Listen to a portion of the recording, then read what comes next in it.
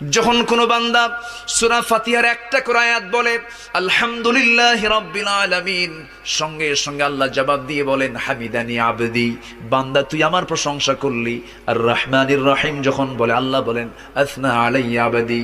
মালিক ইয়াউমিদ্দিন যখন বলে আল্লাহ বলেন মাজ্জাদানি আবদি।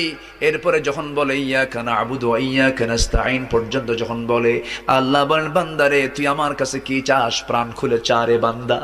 ইহদিনাস সিরাতাল মুস্তাকিম থেকে শুরু করে নিয়া ওয়ালাদ-দাল্লিন পর্যন্ত যখন বান্দা বলে তখন আল্লাহ বলেন বান্দা নামাজের মধ্যে এমন প্রেমের খেলা খেললি বান্দা, তুই যা চাইলি সব আমি আল্লাহ কবুল করলাম। ওই বান্দা যখন রুকুতে যায় আল্লাহ তখন অস্থির হন।